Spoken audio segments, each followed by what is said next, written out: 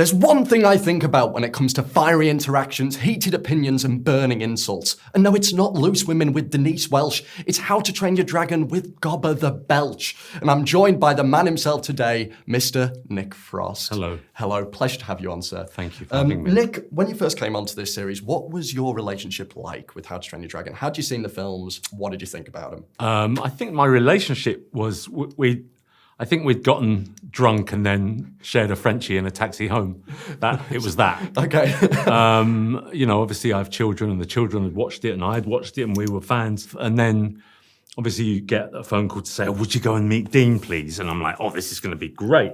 Have you met Dean yet? I've met Dean a couple of Fine. times. He is he's like Santa. He He's is the like nicest guy Santa. ever. He is the nicest man ever. And he loves How to Train Your Dragon. And I think once you meet him and see just how much he loves it, it kind of allays any fears that you might have in terms of retroactively effing up the animated series, because he just loves it. And you think, well, he's not going to do anything but nurture that and take what he made on the animated 3 and just add to it. You know? I mean, you're of course Gobber in this. You're being Hagrid in Harry Potter. How to Train Your Wizards. How to Train Your Wizards, exactly.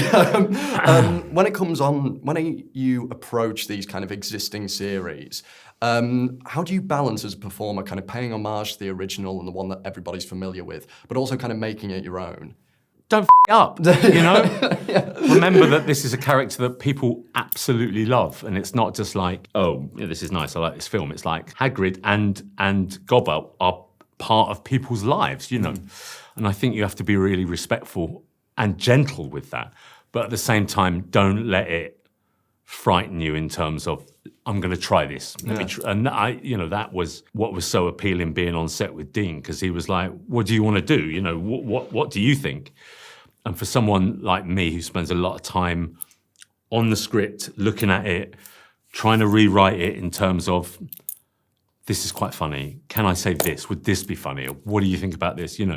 It's just great for me. Yeah, because you're kind of bringing the fans' perspective as well in that way. Yeah, of course. And you're entering franchises that have like pretty fervent, loud fan bases. Yes. But you're no stranger to kind of fan bases yourself. I mean, you've got a wild, active fan base. When I say wild fan interactions, what immediately comes to mind? Is there one that springs to mind?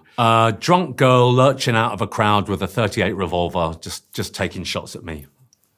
That didn't happen. That didn't happen. No, but I mean, that's why I imagine when you say that. Okay. But in your experience, has there been any mental ones so far? Tattoos, anything like that? Tattoo. There was a man came. Me and Simon were making Paul, and there was a big beefy guy with massive biceps. He edged toward us and he said, "Hey Nick, I'm a big fan. Would you sign my arm?" I'm like, yeah, of course. And so to make Simon laugh, I signed it as massive as I could. So Simon's got to be like that small. His arms were huge, so the F was about that big of Frost. And then about 3 or 4 hours later, he came back. He said, "Look," and he'd got it tattooed on his arm. He wanted me to sign it so he could have it tattooed. So I said, "Why didn't you tell me? I would have just signed it smaller." I mean, in 40 years' time. I don't think you can.